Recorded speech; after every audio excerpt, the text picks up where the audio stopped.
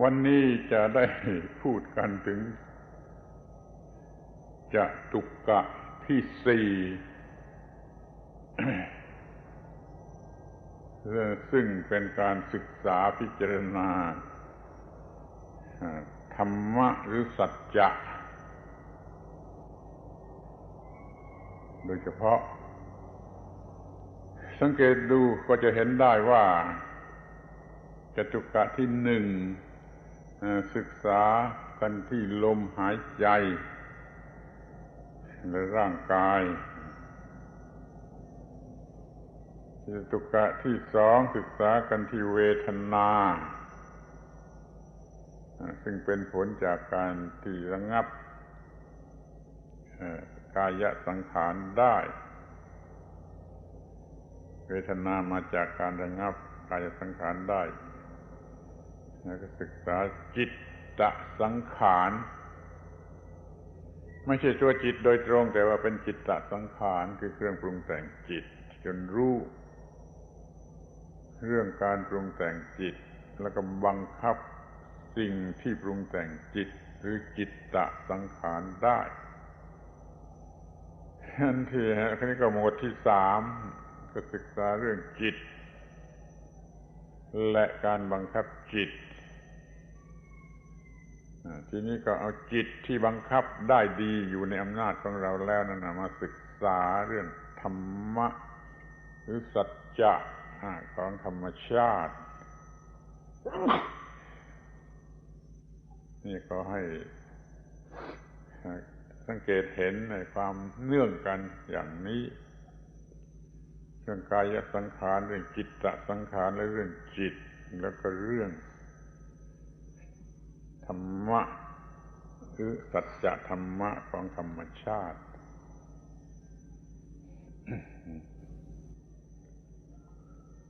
Today we will have the opportunity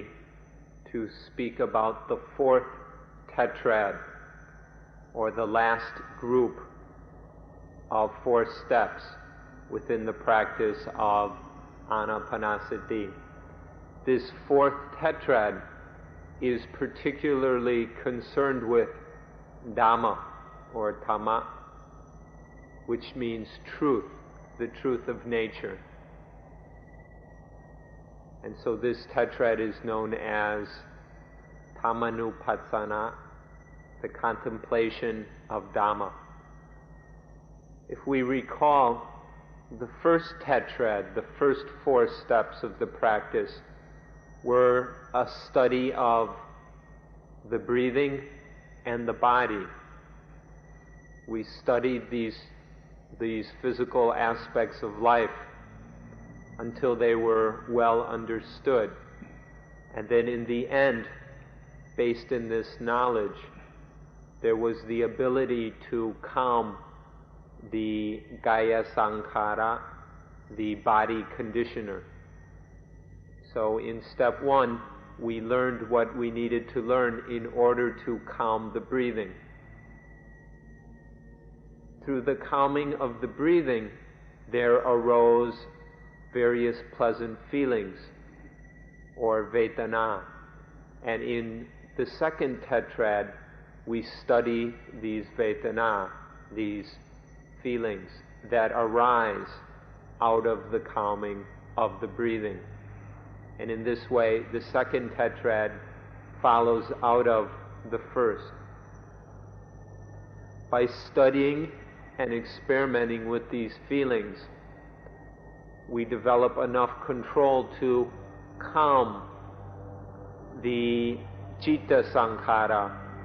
the mind conditioners,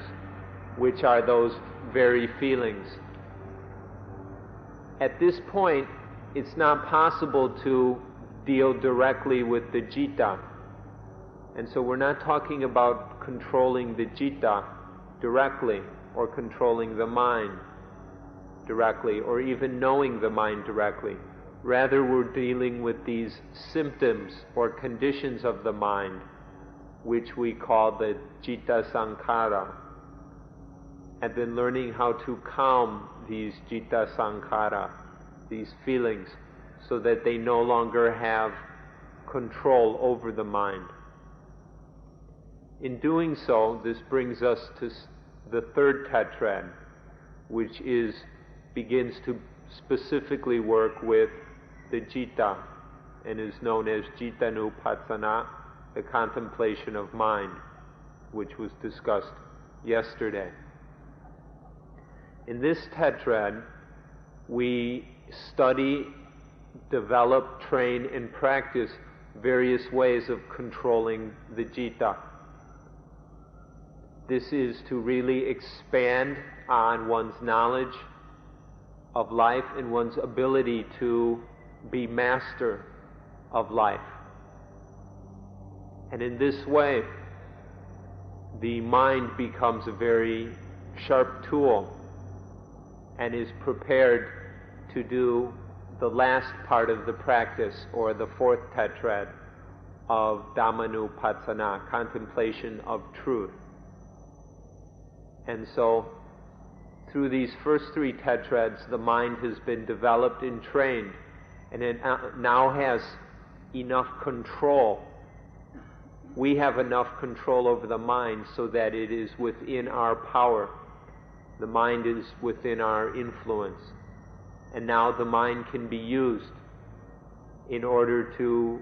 do this last part of the practice of studying truth, studying the reality of nature, seeing things as they really are. And this is where we've come to for today's talk, the contemplation of Dhamma.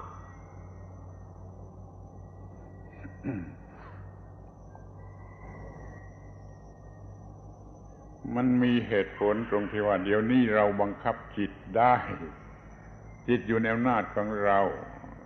จึงใช้จิตชนิดนี้ให้ทำงาน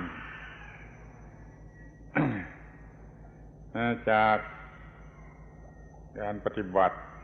ในหมวดที่3ที่จะทำจิตเป็นสมาธิได้ที่มีอยู่ว่ากัมมนิโยมี activeness มากซึ่งหมายถึงการเหมาะสมพร้อมที่จะทำหน้าที่ของจิต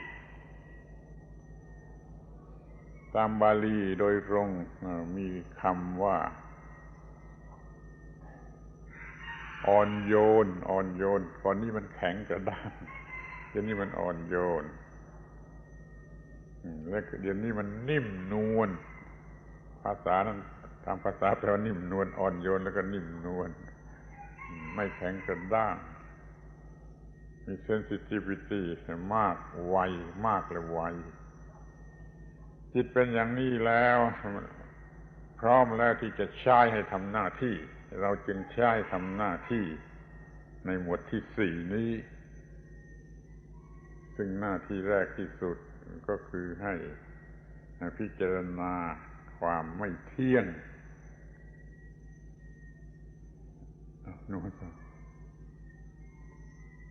So when we come to the fourth tetrad,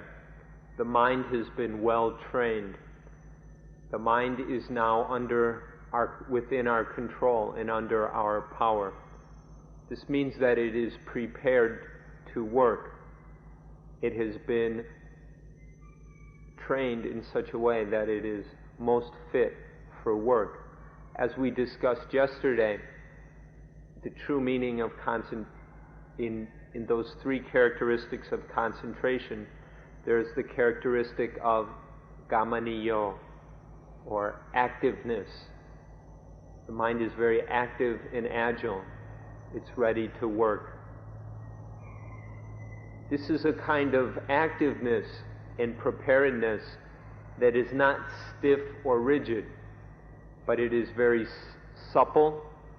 flexible, gentle. In this state, the mind is now very, very sensitive. It has a kind of sensitivity that is very subtle and detailed,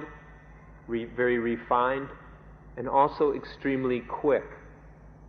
so that it is able to pick up things very, very quickly. So this mind that is very active flexible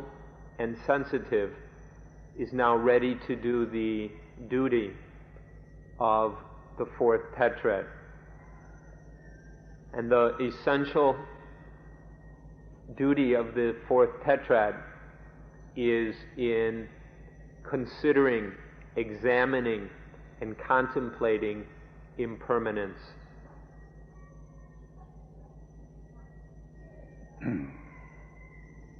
การปฏิบัติ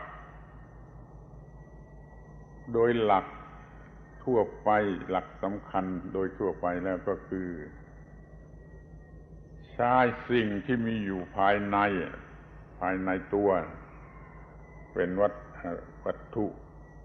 เป็น object สำหรับศึกษาและปฏิบัติไม่นิยมใช้ภายนอกเพราะว่าเมื่อรู้ภายในดีแล้วมันก็อาจจะอนุมานรู้ถึงภายนอกได้ทีนี้หลักสำคัญมันอยู่ที่ว่าจะต้องพิจารณาสิ่งที่มีอยู่ในภายในดังนั้นในการปฏิบัติขั้นนี้เราก็จะย้อนกลับไปยังข้อปฏิบัติขั้นต้นเป็นลำดับมาดูลมหายใจยาว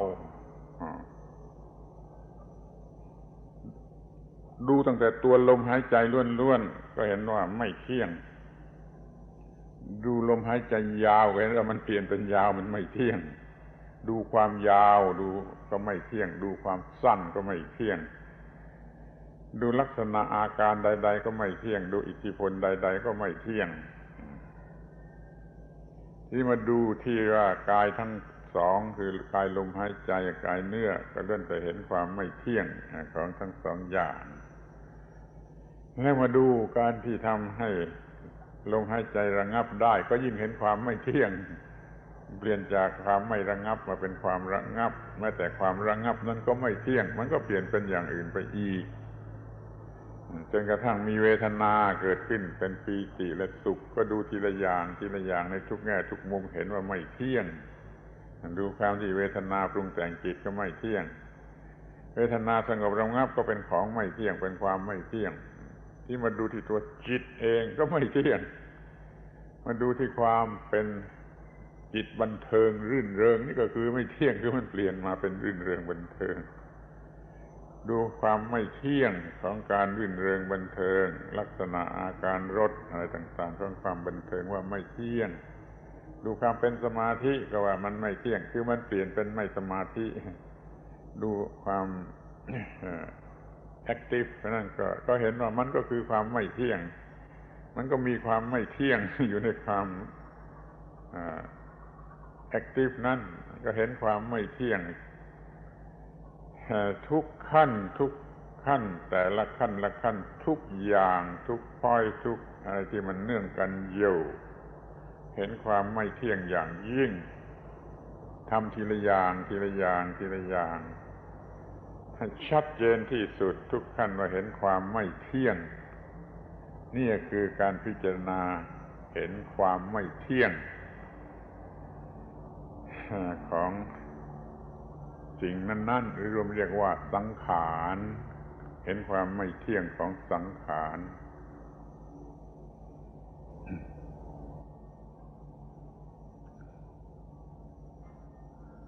Now, the fundamental principle that we must hold to in contemplating impermanence is that we contemplate impermanence internally.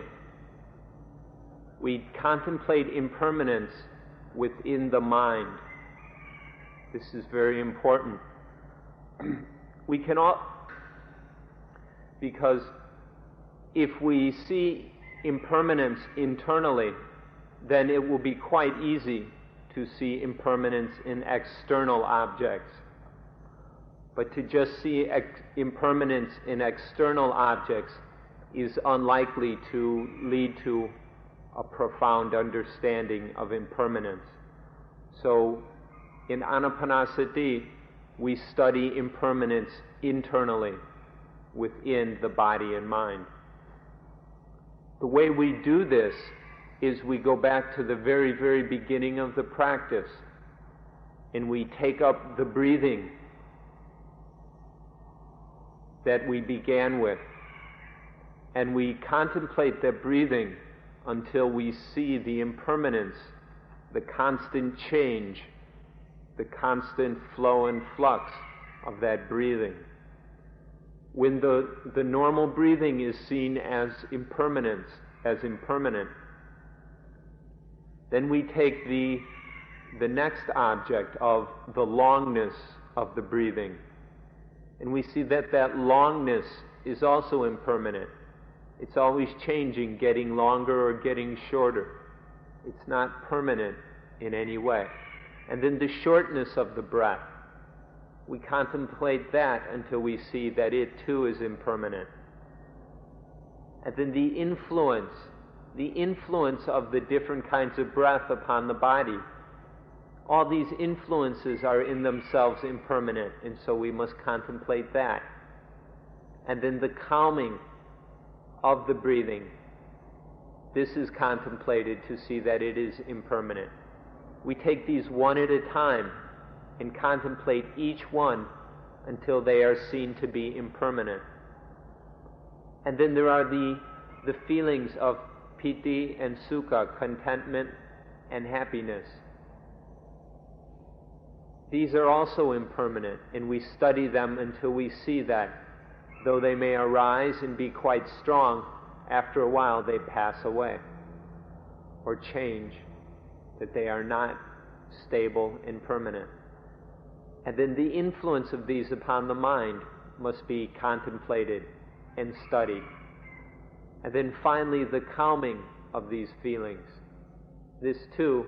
must be observed and scrutinized and examined until we penetrate to the impermanence of the calming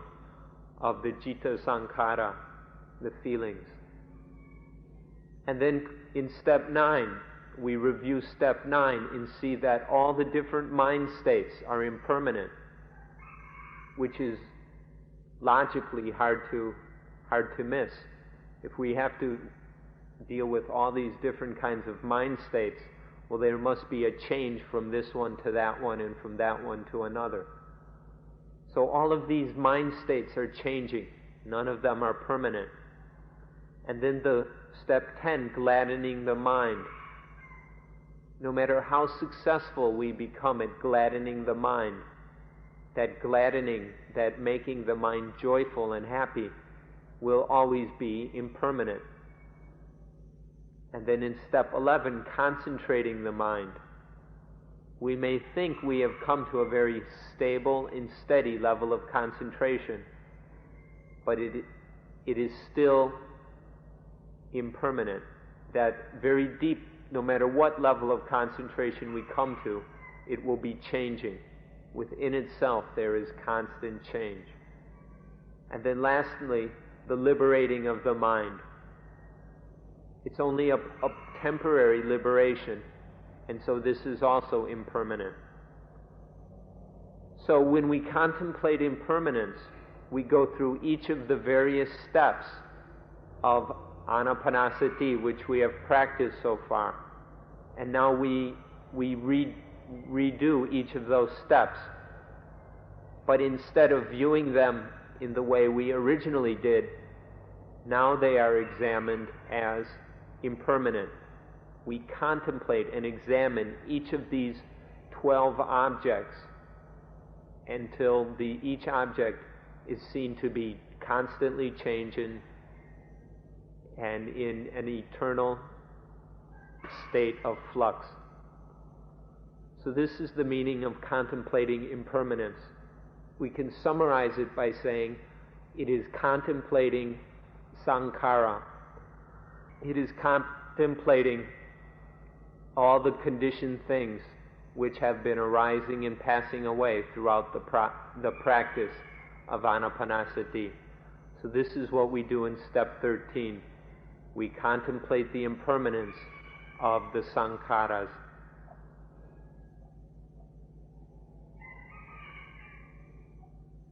ทีนี้ก็สังเกตดูต่อไปว่าให้การเห็นความไม่เที่ยงเนี่ยเห็นความไม่เที่ยงเนี่ยมันเห็นได้พร้อมกันไปอีกหลายอย่าง ถ้าเห็นความไม่เที่ยงจริงๆลักษณะของความไม่เที่ยงนั่นน่ะมันเป็นลักษณะของความเป็นทุกข์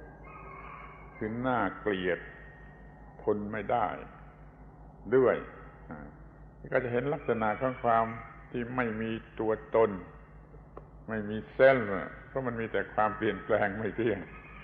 ก็เห็นอนัตตาด้วย แล้วก็จะเห็นว่าว่างจากตัวตนคือสุญญตาด้วย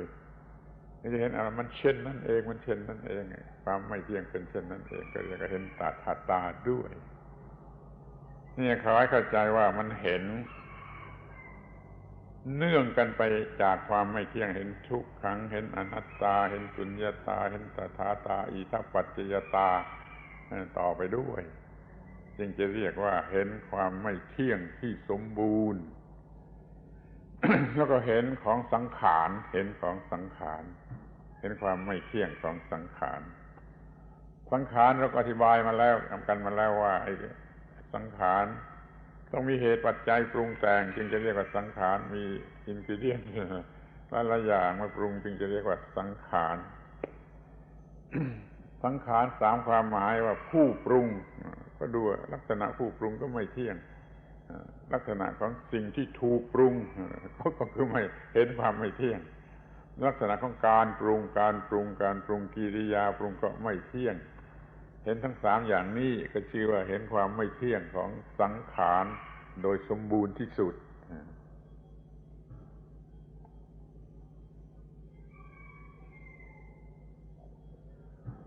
When impermanence or anicca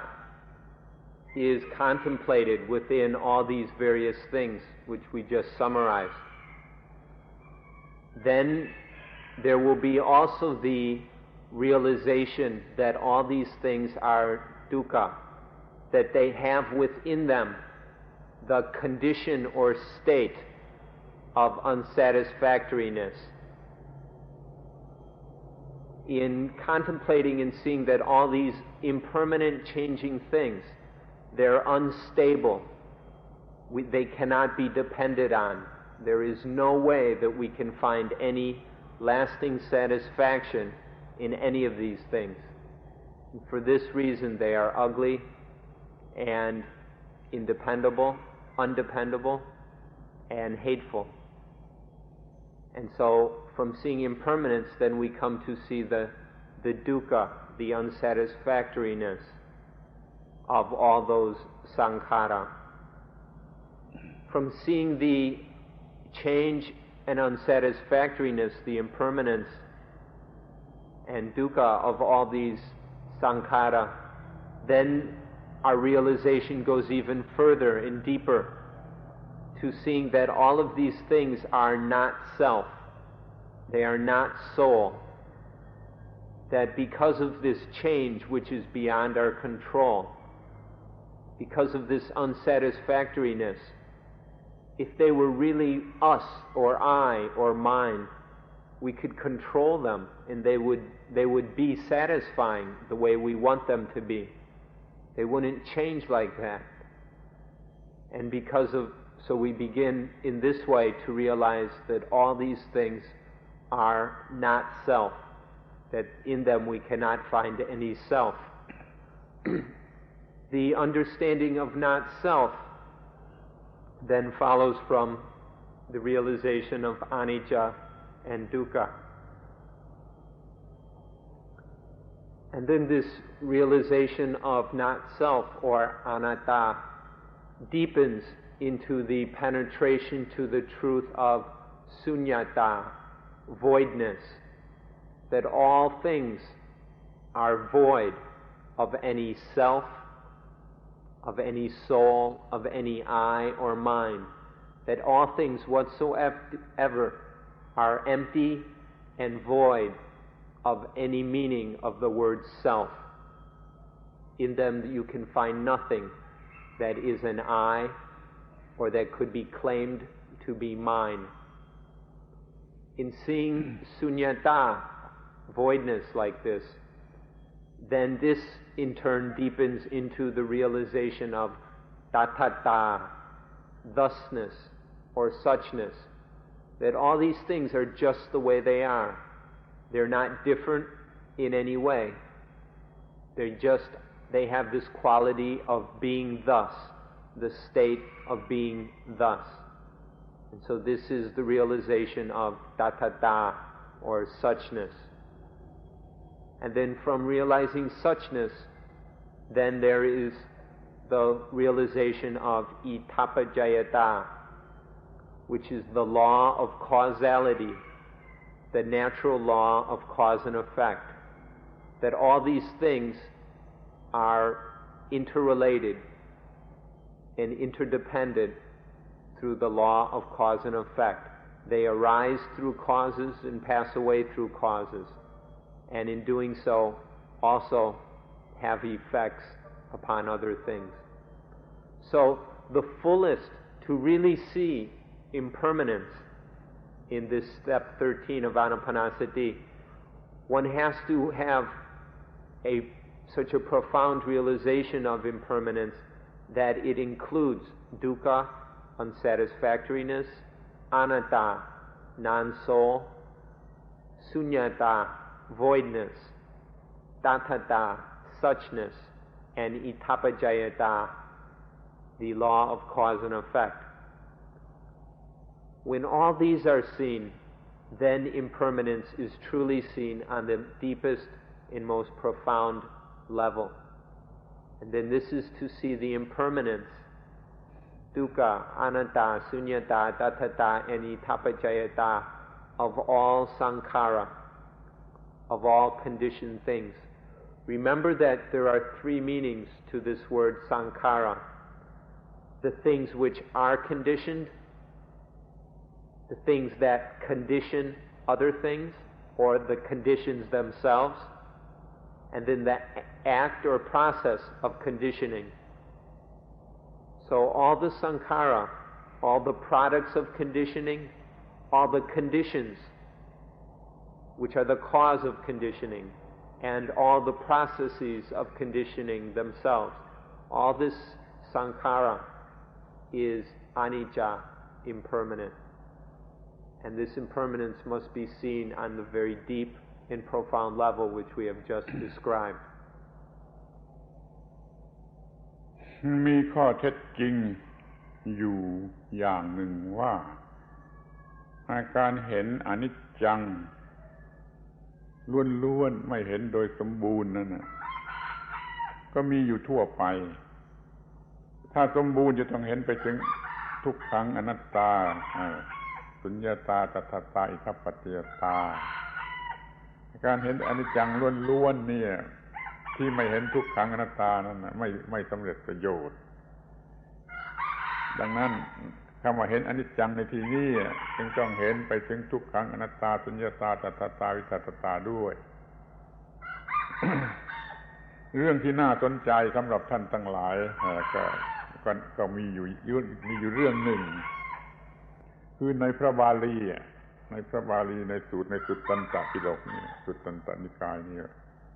มีสูตรหนึ่งพระพุทธเจ้าตรัสว่ามีศาสดาชื่ออารกาได้สอนคำสอนเรื่องไม่เที่ยงนี่เป็นอย่างยิ่งเช่นเดียวกับที่เราสอนแต่ว่าหยุดเสียเพียงเท่านั้นไม่ได้พูดถึงทุกขังอนัตตาข้อนี้ทำให้เรานึกถึงกรีกฟิโลโซเฟอร์นักปรัชญากรีกคนหนึ่งชื่อฮิรักคลิตัสศตวรรษเดียวกันกับพระพุทธเจ้านะศตวรรษเดียวกันกับพระพุทธเจ้านะพระพุทธเจ้านำมาเล่าว่ามีศาสดาชื่ออารกานี่สอนอยู่ในที่ไกลในเมืองไกลสอนเรื่องนี้ก็คงจะหมายถึงฮิรักคลิตัสก็ฮิรักคลิตัสก็สอนเรื่องนี้มากจนบัญญัติลัทธินี้เป็นชื่อของปรัชญาว่าไหลเรื่อยแพนตาเร ทุกอย่างไหลทุกอย่างไหลนี่ก็เพราะว่าเขาสอนกันแต่เพียงเห็นอนิจจังเห็นอนิจจังไม่สามารถจะขยายไปถึงทุกขังอนัตตาตถาตาเลยไม่สำเร็จประโยชน์ถ้ามันอย่างนั้นมันจะเกิดพระพุทธเจ้าขึ้นแล้วแต่ว่าเขารู้กันเรื่องความไม่เที่ยงนี่กันทั่วไปทั้งในอินเดียทั้งนอกอินเดียแล้วคำว่าศาสดาอารักขานี่พระพุทธเจ้าใช้คำว่าในเมืองไกลก็คงจะหมายถึงต่างประเทศซึ่งเข้าใจว่าคงจะหมายถึงฮิรักคิตัสนี่เองใครสนใจก็ไปค้นหาเรื่องฮิรักคิตัสดูในหนังสือทางปรัชญาก็จะพบก็น่าสนใจเหมือนกันสรุปความว่าเห็นแต่อนิจจังล้วนๆไม่พอต้องให้อนิจจังส่องไปถึงทุกขังอนัตตาตถาตาสุญญตาจนตลอดสายเป็นนั้นว่าในที่นี้เราเห็นทุกขังอนัตตาสุญญตาตถาตาด้วยในบทสั้นๆว่าอนิจจานุปัสสีตามเห็นอนิจจังเห็นไปถึงทุกขังอนัตตาสุญญตาด้วย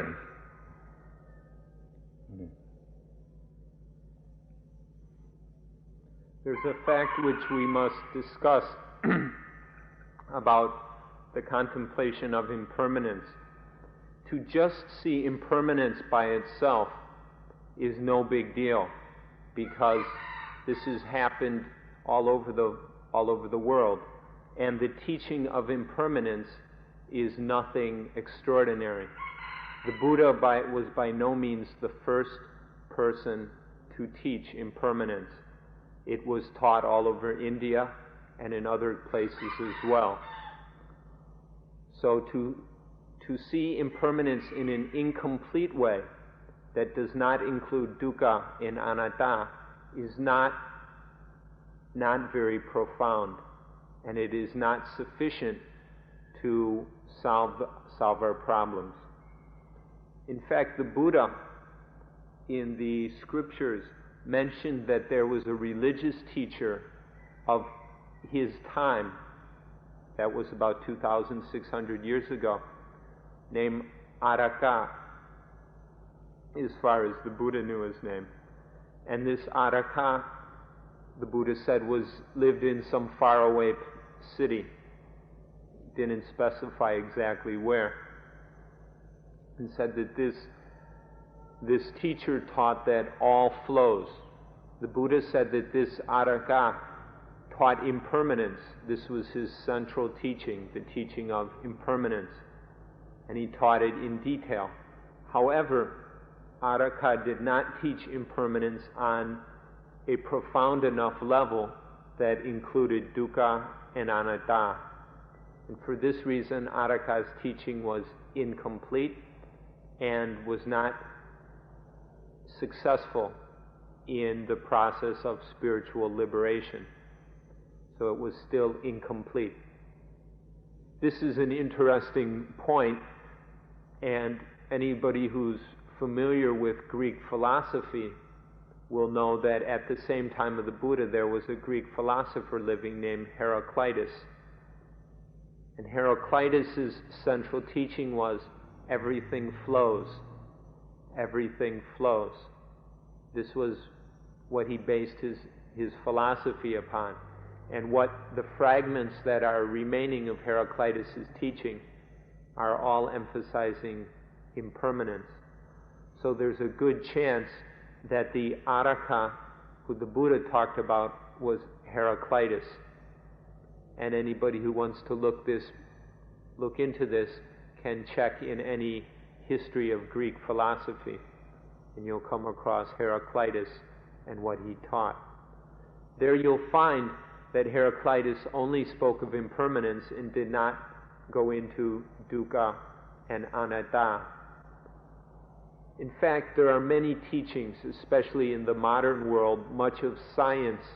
is basically teaching impermanence, but it's often just on a material level, and it unfortunately is not profound enough to include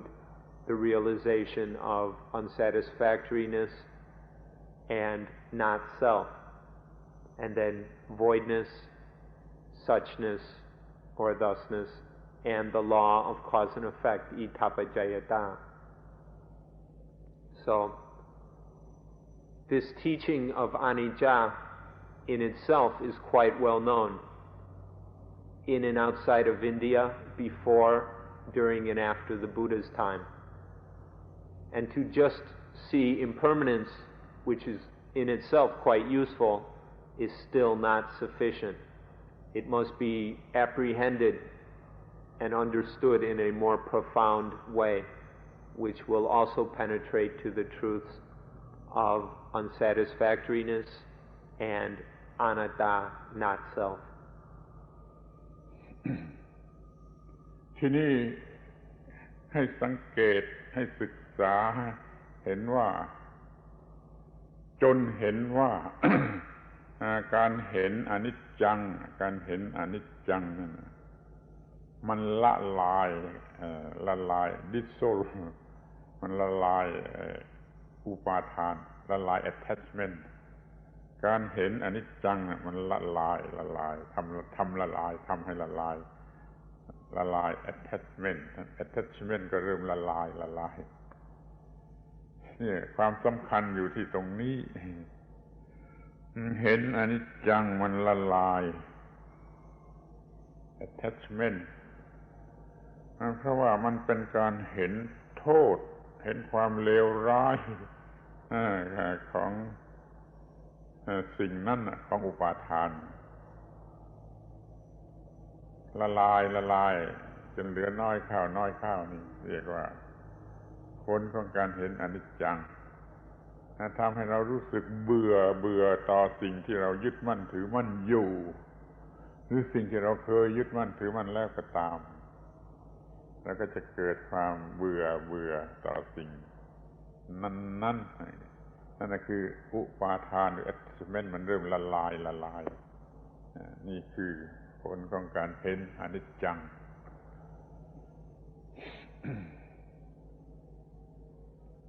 The result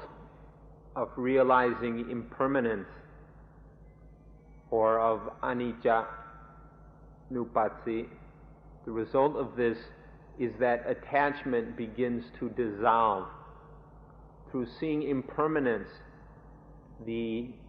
attachment or clinging or upadana begins to break up and dissolve. This is because in seeing impermanence, the impermanence of things on the profound level that we have described, not on just the superficial level of Heraclitus, but in seeing it on the most profound level, then the penalty, punishment, and suffering that is inherent in all attachment and clinging will be seen. And in seeing that punishment and penalty, then attachment begins to dissolve. So this dissolving and breaking up, the falling apart and fading away of attachment, this dissolving is the result of truly seeing impermanence.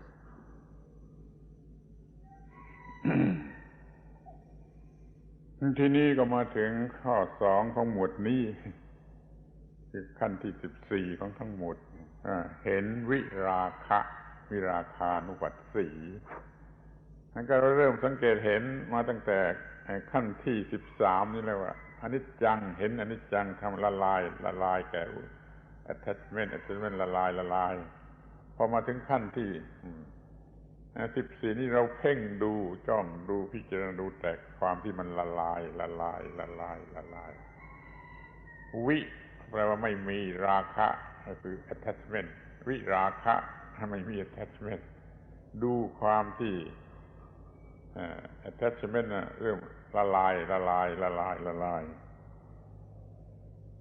มันเหมือนกับเราเห็นการละลายของสีแดงสีเขียวสีย้อมผ้าเนี่ยที่มันละลายออกจนเหลือเป็นผ้าขาวนี่ก็เรียกว่าเห็นวิราคะในทางวัตถุเนี่ยแต่ในทางจิตใจเห็นอุปาทาน attachment ละลายลดลง รู้ได้โดยที่ว่าเราจะเฉยได้ในสังขารทั้งหลายคือสิ่งใดๆก็ตามที่เคยยึดมั่นถือมั่นเดี๋ยวนี้เราจะเฉยได้นี่ก็เห็นวิราคะคือความละลายออกเฟดดิ้งออกของattachment ดูอยู่อย่างนี้ทุกหายใจเข้าทุกหายใจออกเรียกว่าปฏิบัติขั้นที่14ขั้นที่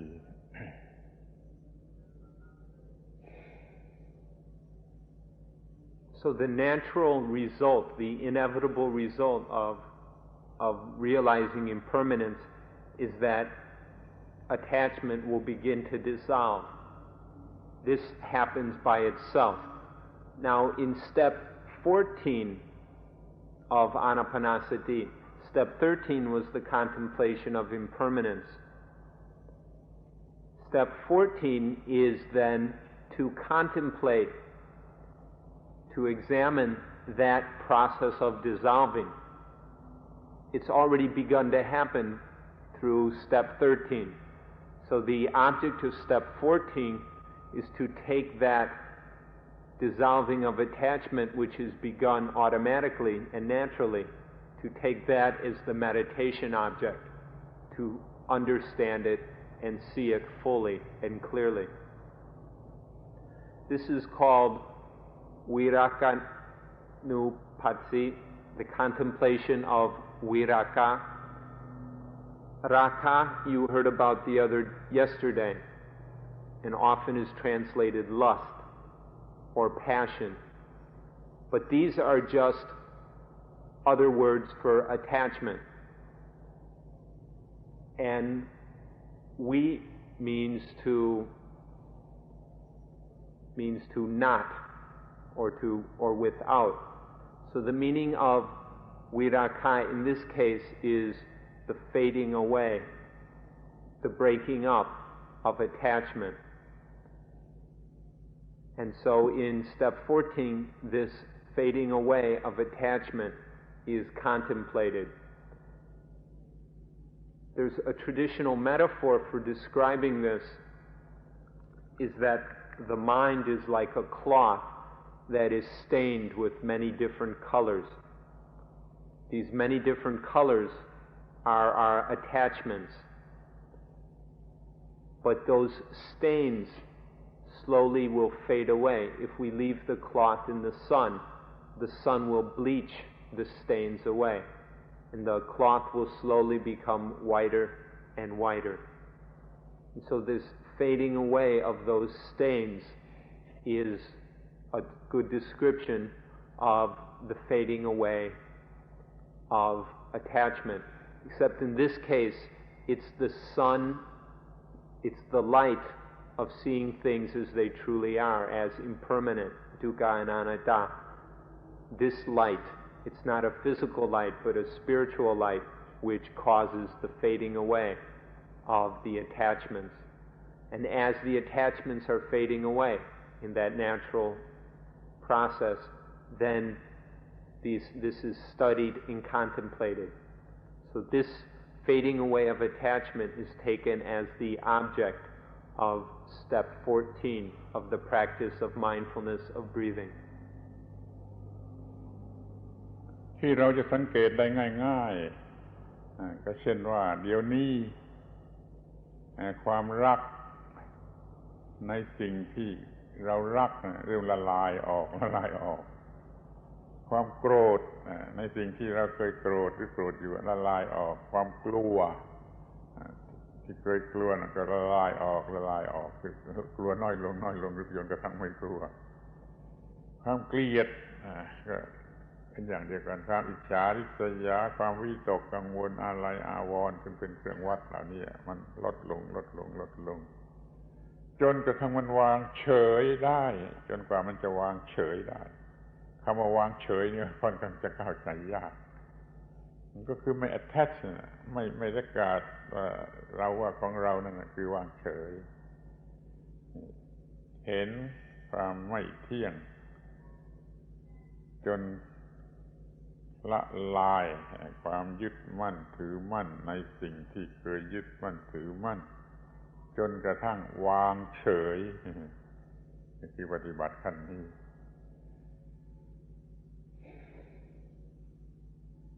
The result of this fading away of attachment we can call balance, equilibrium, or non-attachment. As attachment fades away, then the mind is in a state of being undisturbed. It is balanced and centered, and in this way it is not being pulled in this direction or that direction by the attachments. This is the result of the fading away of attachment. This can be seen quite clearly in the following examples. For example, things which we used to love, which we used to have a greedy, possessive love for, we no longer love those things. Things that we used to be afraid of, we are no longer afraid of. Objects of our hatred, we no longer hate. Or things that we used to worry about, that we once worried about and were all torn up in knots about. These things no longer worry us. Or objects of envy, jealousy, fear, possessiveness, greed, stupidity, all these various kinds of attachments no longer have hold over the mind. So the mind is no longer responding to conditioned things in an attached way. And so we can see this quite clearly, that the things we used to attach to in various ways, whether in an angry way or a fearful way or a jealous way or a greedy way or whatever, there is no longer this attachment.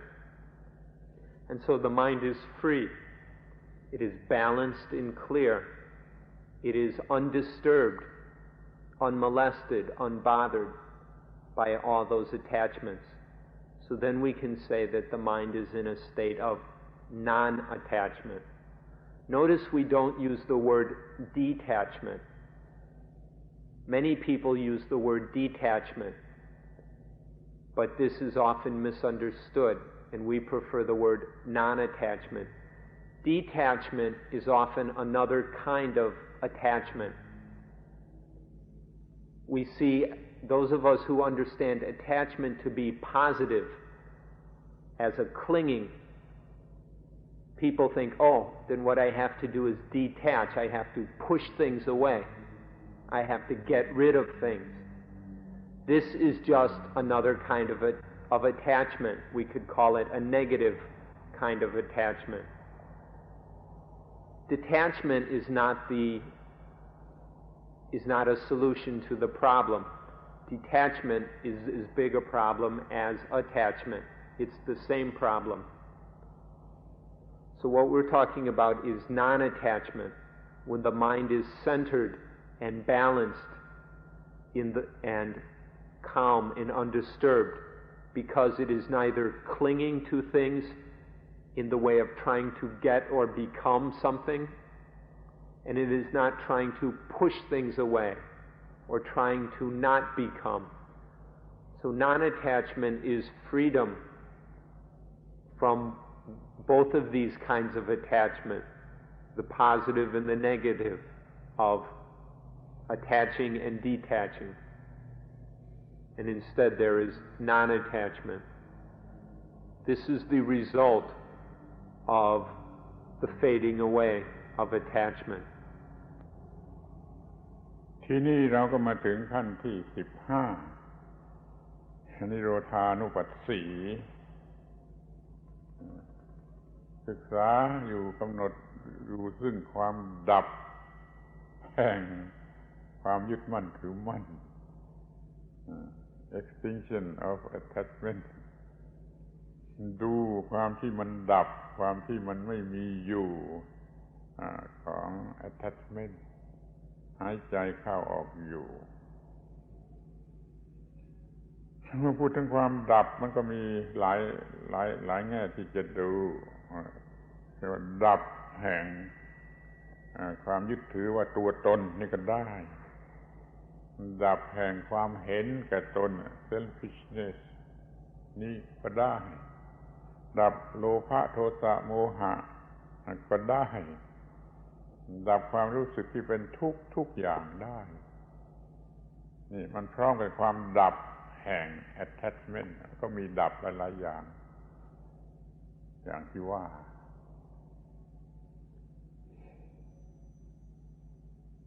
from the fading away of attachment, which is contemplated in step 14, then there comes about the state of non-attachment, which brings us to step 15. Once again, there is that natural process which has been happening all along, where as attachment fades away, it has to come to an end. Things that fade away and dissolve naturally come to an end. They have their cessation and extinction. This is a natural process. In the practice of Anapanasati, then, we need to also note and examine that part of the process. And so step 15 is when the mind takes as its object of concentration and meditation and contemplation that ending of attachment, the cessation of attachment. This is called nirodhanupatti, the contemplation of cessation. Cessation occurs naturally, and in mindfulness of breathing, we will examine that cessation so that it is fully understood. We can examine the cessation of attachment in a variety of ways. We can see the cessation of attaching to things as I, that ego identification with body, mind, thoughts, feelings, and whatever as I. We can see this ceasing. We can see the end of these attachments. We can see the end of selfishness. Selfishness is a kind of attachment. And so we can see cessation in the cessation of selfishness. Or there are the attachments of the defilement, which we call the defilements: greed, anger, delusion. And so we can see cessation in the cessation of these defilements. This is also seeing the cessation of attachment. And then lastly, we can see the cessation of dukkha. Dukkha is the inevitable result, is the necessary result of attachment. And so in seeing the cessation of attachment, we can also see the cessation of dukkha. So these are various ways of seeing cessation, the cessation of attachment. Contemplating cessation in this way is the object and meaning of step 15 of mindfulness of breathing.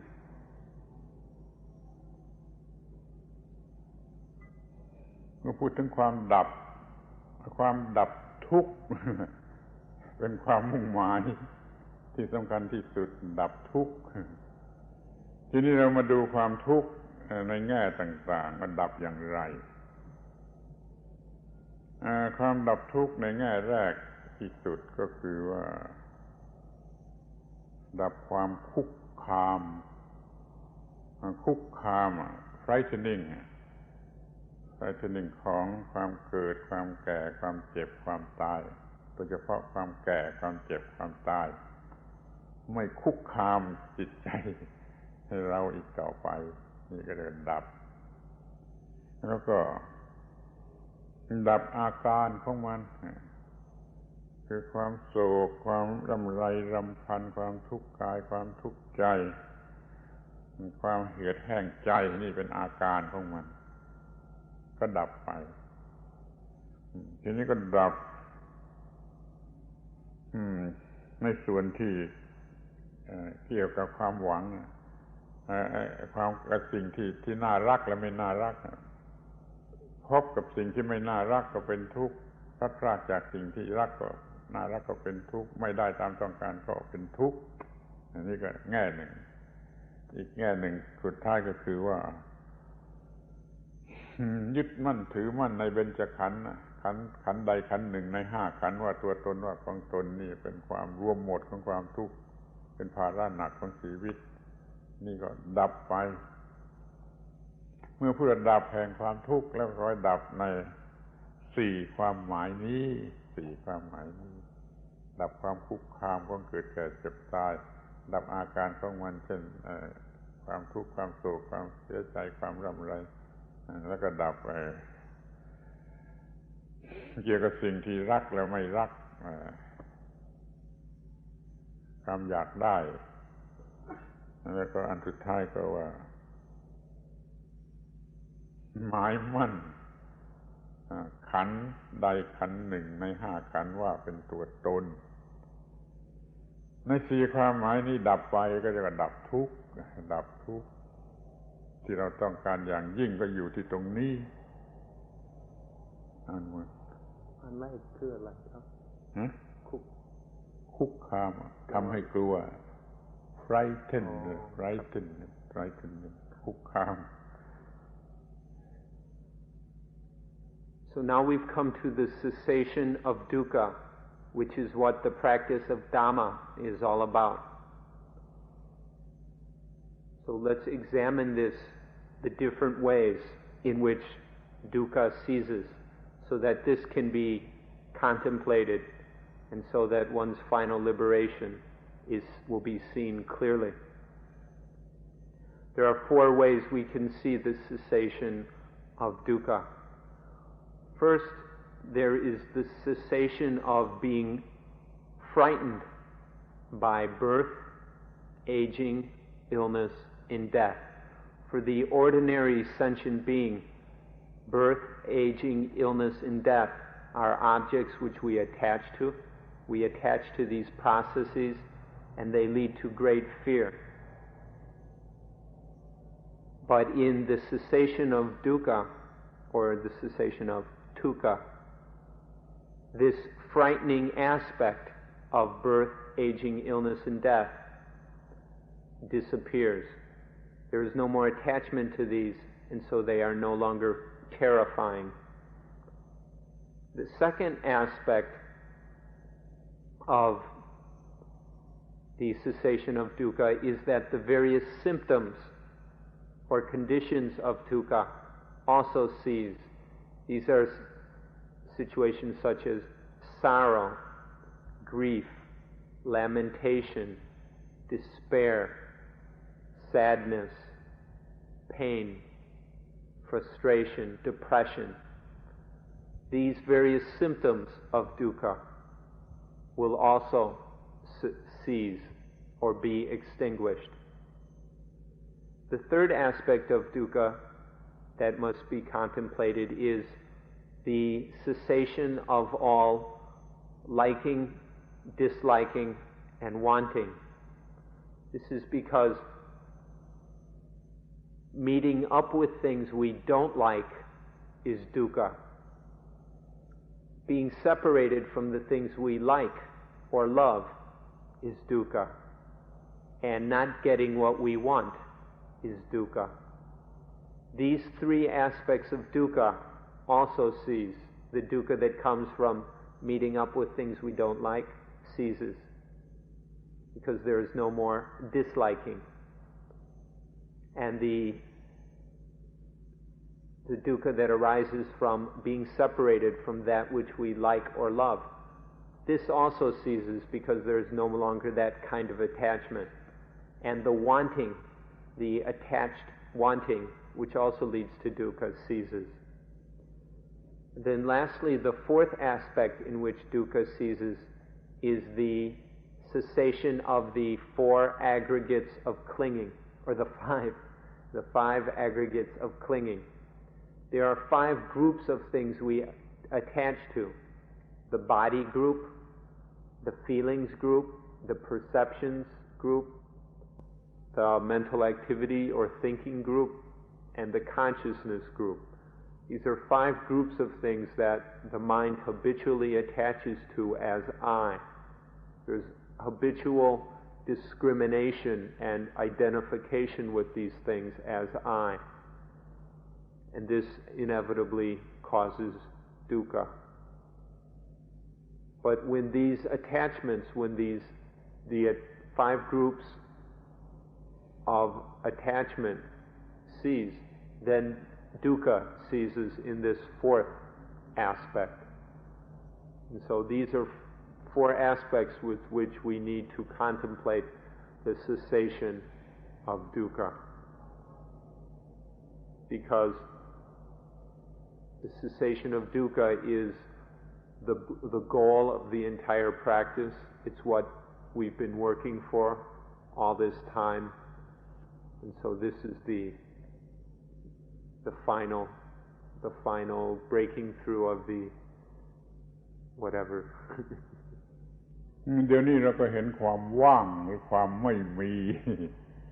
ความไม่มีแห่ง attachment ความไม่มีหรือความว่างแห่ง attachment เราเรียกว่าความดับไปหายไปสูญสิ้นไปแห่ง attachment เรารู้สึกความไม่มี attachment ในแง่ใดๆในความหมายใดๆอยู่เราหายใจเข้าอยู่หายใจออกอยู่พูดง่ายๆก็คือว่าเป็นการเสวยรสชิมรสดื่มรสของนิพพานนิโรธะกับนิพพานะนี่เป็นซิโนนิมกันได้คำพูด2 คำนี้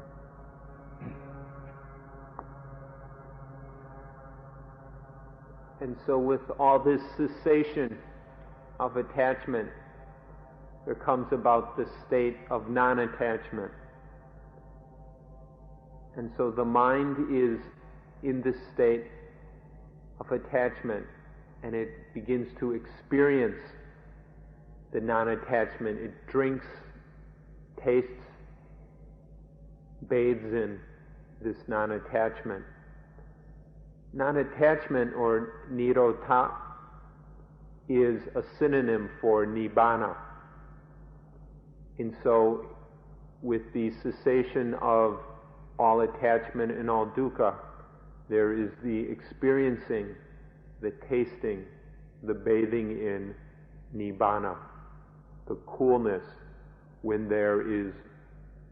no more attachment. So, through the cessation of attachment comes about the state of voidness from attachment. There is no attachment, the state of voidness, which is non-attachment or nibbana. ทีนี้เราก็มาถึงขั้นสุดท้ายขั้นที่16ขั้นที่4แห่งหมวดที่4ก็เป็นขั้นที่16ของทั้งหมดเรียกว่าปฏินิสสักคานุปัสสีฟังดูแล้วก็น่าขันเป็นคำพูดที่น่าขันคำพูดนี้ปฏินิสสักขะนี่แปลว่าโยนกลับไปโยนกลับคืนไปให้กลับคืนไปมาถึงขั้นนี้ก็เห็นอยู่ว่าเราได้โยนกลับคืนไปซึ่งทุกอย่างที่เราเคย attach นี่เรียกว่าขั้นที่16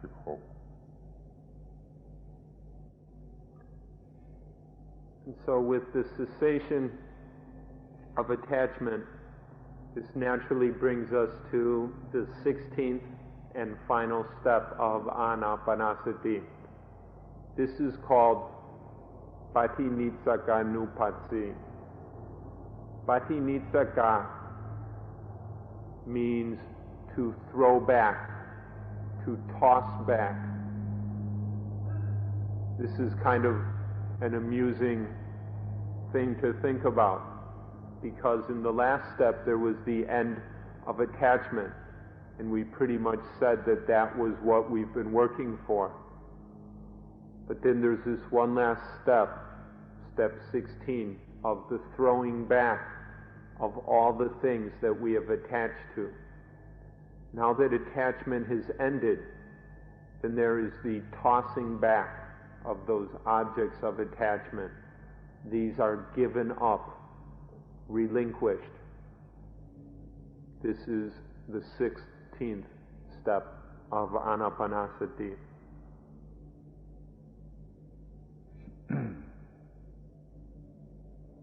เข้าใจง่าย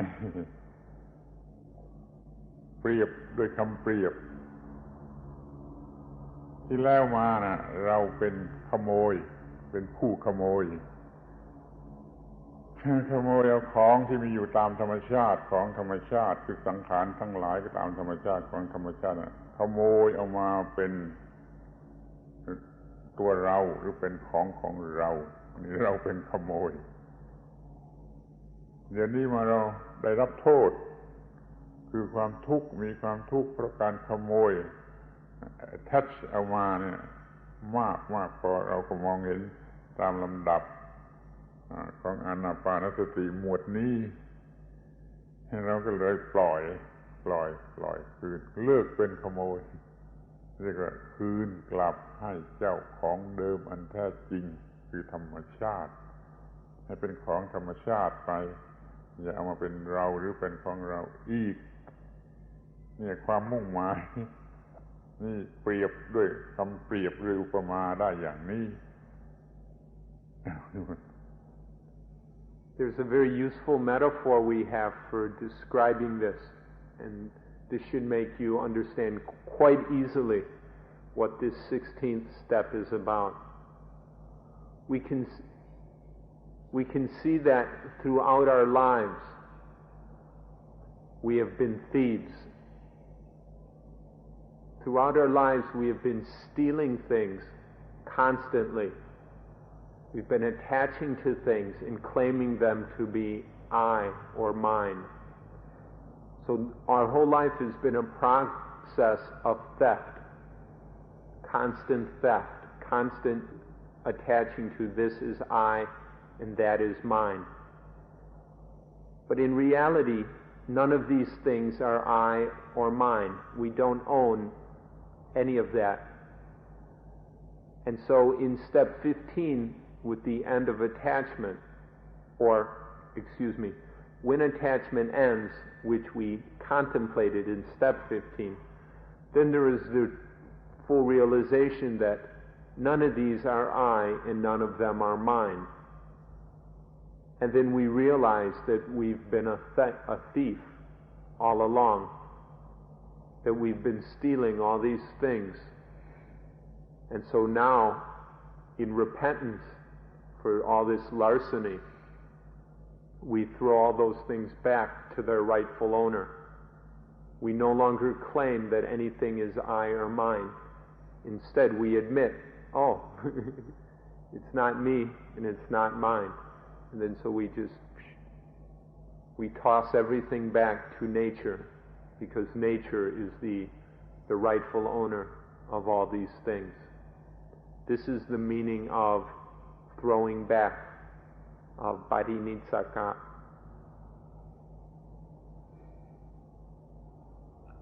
คำเปรียบอีกข้อหนึ่งก็มีว่าเมื่อก่อนนี้เราโง่ไปเราไปเอาของหนักเช่นก้อนหินใหญ่ๆนี่มาแบกเอาไว้แบกอยู่ก้อนหินเราก็ไปด้วยก้อนหินเราก็มีความทุกข์ตลอดเวลากี่ปีกี่เดือนเดี๋ยวนี้กันเราก็รู้ว่าไม่ถูกแล้วนี่เป็นของหนักเราก็โยนลงเสียโยนก้อนหินทิ้งลงไปเสียเราก็เบาเราก็ไม่มีของหนักนี่เหมือนกับว่าชีวิตนี้เป็นของหนัก ชีวิตทั้งชีวิตเป็นของหนักเพราะเราโง่เราเอาสังขารตามธรรมชาติมาแบกไว้แล้วก็หนักทีนี้เราก็โยนทิ้งลงไปนี่อุปมาอย่างนี้ก็ได้เหมือนกัน There's another metaphor which we can use. Because of our foolishness throughout our lives, we've been picking up very heavy objects like these rocks, and we've been putting them up on our shoulders and lugging them around with us. Throughout our life, we've been picking up these heavy burdens and carrying them around. This is only because of our foolishness. But one day we realize how stupid it is to carry all these heavy loads around, how much they make us tired and worn out, and all the problems that they cause. So once we realize how stupid it is to carry these burdens around, then we just go, oh, and we toss them away. And then there's no more burden, there's no more heaviness. And then everything is light, and all those problems have disappeared. So this is another way of describing that we've been picking up all these burdens by attaching to things.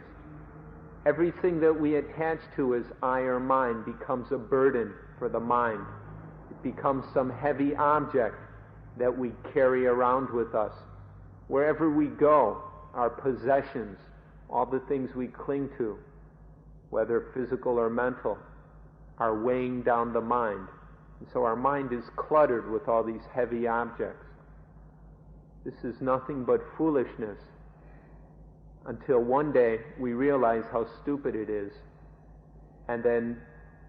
we just toss away all those burdens, and then the mind is light. It's free of all those heavy objects and all the problems caused by those heavy attachments. So this is another metaphor we can use to describe what happens in the final step of Anapanasati. เราอาจจะกล่าวได้ว่าการปฏิบัติขั้นสุดท้ายนี้ก็คือการปฏิบัติเพื่อโยนทิ้งของหนักของชีวิต burden of life ทิ้งลงไปจนไม่มีของหนักเหลืออยู่เมื่อก่อนนี้เราอยู่ใต้ของหนักอยู่ภายใต้ของหนักอยู่บนเราเรียกว่าเราอยู่ใต้โลกจมลงไปในโลกอยู่ใต้โลกจมอยู่ในใต้โลกทีนี้เราทิ้งของหนักออกไปได้เราก็ขึ้นมาแล้วก็อยู่เหนือโลกแล้วก็เป็นเจ้าโลกนี่ความหมายสองคำนี้ควรจะจำให้ดีว่าอยู่ใต้โลกเป็นโลกียะหรืออยู่เหนือโลกเป็นโลกุตระนี่สองคำนี้จำไว้ดีๆมันจะแก้ปัญหานี้ได้โดยการปฏิบัติข้อที่16นี้ขอให้มองให้เห็นชัดว่าถ้ามีความโง่เมื่อไรเราก็เอาของหนักมาซุ้มลงไปเป็น burden of life พอเรารู้เท่าเราก็ทิ้งออกไปเราก็ไม่มีของหนักเราอยู่ใต้โลกหรือเราอยู่เหนือโลกต่างกันอย่างยิ่งผู้ใดต้องการจะฟรีจะอยู่สบายอยู่เหนือโลกก็จงพยายามปฏิบัติในข้อนี้ให้มากที่สุดตั้งแต่เดี๋ยวนี้ไป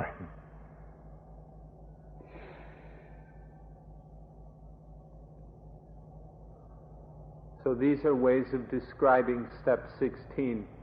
which we can summarize as the throwing away of the burdens of life. In step 16, we get rid of, we toss away, we throw away all the burdens of life. Because of attachment, we've been piling up all these heavy weights upon us. And so we can see this as being buried under the world. We're caught and trapped underneath the world because of all this attachment, because all of these burdens. Because of this heavy weight, it's always pushing and pushing us down. But once we throw away all those burdens, there's no more weight to hold us down, to keep us trapped beneath the world. And so we float up. And then instead of being caught under the world, we are above the world. This is the meaning of being free. Any of you who are interested in freedom, this is the true meaning of freedom. If you're interested in well-being, this is the true meaning of well-being. To be above the world instead of caught up within it and underneath it. So there are two important Pali words which describe this, and you would do well to remember them. The first is logiya, which means being caught under the world. And logutara, which means to be above the world. So know the difference between logiya and logutara. Logiya and logutara. Know the difference between these two, and then you will understand the true meaning of peace, of liberation, of well-being. And so we recommend that you make this the object of your practice from now on. This is what you need to be practicing for, to be above the world rather than caught up and trapped within it.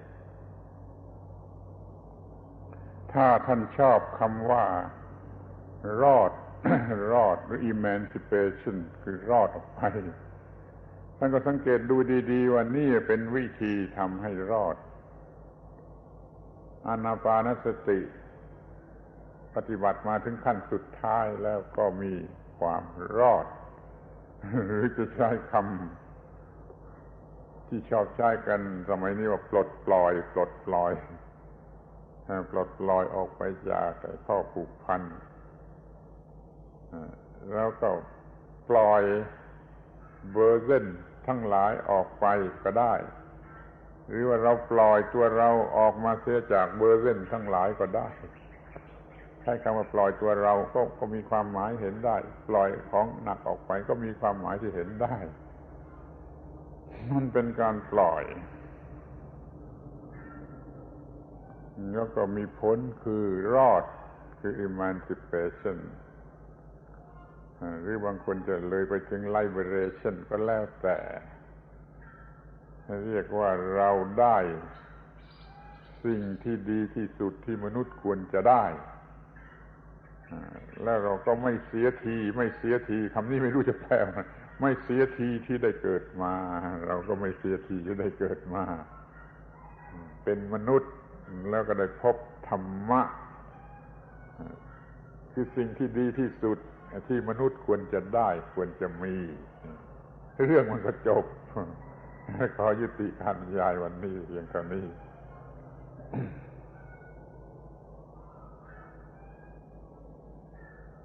So for those of you who like the word emancipation, this is the meaning of emancipation. This is the way to emancipation or to spiritual survival.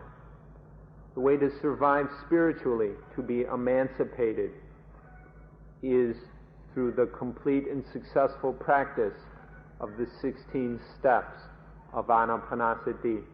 We've described all 16 of them, and today we've shown you that they end in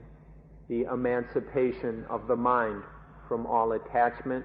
from all dukkha, from all burdens, so that the mind is above the world. So this is the meaning of emancipation. Or if you prefer to call it liberation, that's just as well. Or we can call it release, or letting go. This is what happens through the full and perfected practice of mindfulness of breathing. It results in the mind, in the letting go of all things, and then freeing the mind from all the things which have attached to it. So there is nothing clinging to the mind, and the mind is clinging to nothing. Everything has been given back to its rightful owner, to nature. So this is the meaning of emancipation, liberation, deliverance, salvation, letting go, release, freedom. Whichever of these words you prefer, understand it in this meaning. And if you understand this meaning, then you will now have the tool to bring about your goal, whether your goal is emancipation, liberation, salvation, deliverance, release, freedom, or whatever. We have now described to you the way to bring that about. So this ends the discussion of the 16th step of Anapanasati, and we would like to finish today's meeting at this time.